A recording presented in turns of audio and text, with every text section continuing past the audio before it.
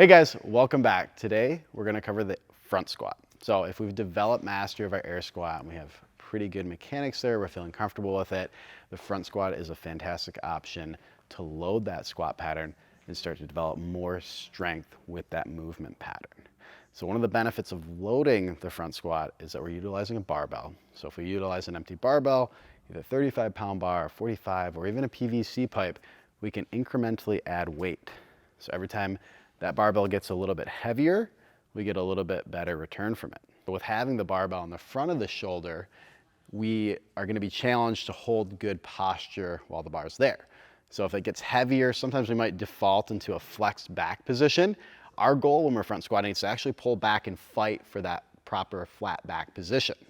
So if we're working against that resistance, the heavier it is, the stronger we're going to get in the upper back.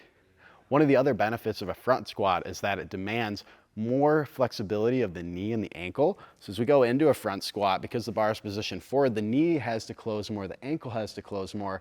So when we come out of there, we develop more strength through that range of motion. More strength in that range of motion around the knee and the ankle means that that structure, that joint is going to be much stronger, more resilient to injury.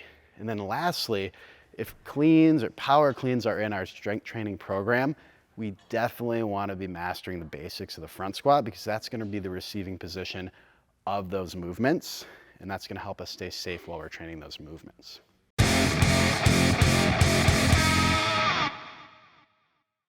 Okay guys, one thing that's unique about the front squat compared to other squat variations is the front rack position. When we front squat heavy, we're going to want to use a rack to safely take that bar in and out of the movement pattern. So when we set up on the rack, we want to make sure that our J-cups are set so that the bar is at about chest height. Once our bar is set into the J-cups properly, we're going to get a grip outside of our shoulders, and then we're going to swing our elbows underneath and have our feet positioned under the bar. We're going to push our elbows up until our shoulders get tight, and that bar can rest either in your fingertips. If you can maintain a full grip, that's awesome, but not required. It's actually okay if a few fingers roll off the bar as long as you're keeping 2 on the bar at a minimum. From here, you can stand the bar up, walk it back with 2 big steps, and then set your feet into the ground, reset your shoulder tension, reset your core tension, and execute the front squat, just like you would with an air squat.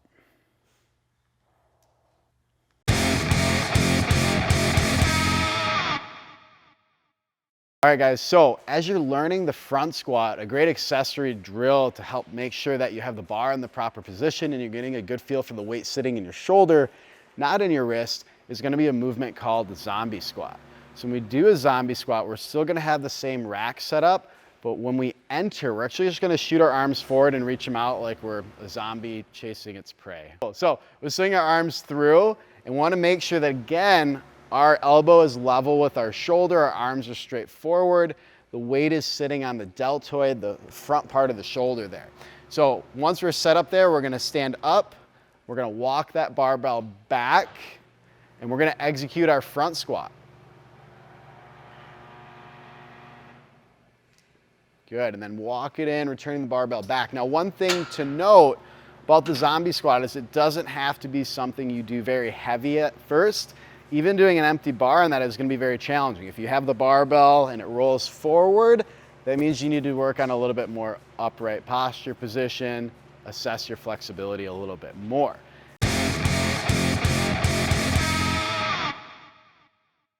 So as far as alignment goes, when we have our grip on the bar, we talked about it earlier, we want to have our hands just outside of our shoulders.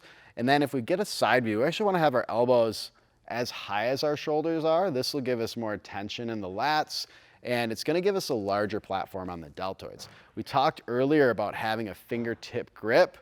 Kind of looks like this. It's okay to have a couple fingers on there if you haven't developed your front rack mobility yet. There's going to be a video on that coming out soon.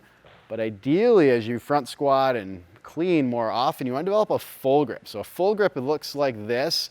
This is going to give you more tension, more security of the barbell, which is going to allow for safer lifting, especially with heavier lifts. All right guys, thanks for watching this video on front squats. Hope this is useful for helping you get a better idea on how to approach that movement in your training program. If you want to get some more videos on how to implement new movements into your exercise workout routine, Feel free to like and subscribe. If you want to get some more coaching on how you're specifically moving, check out frictiongrandrapids.com and book an intro with us.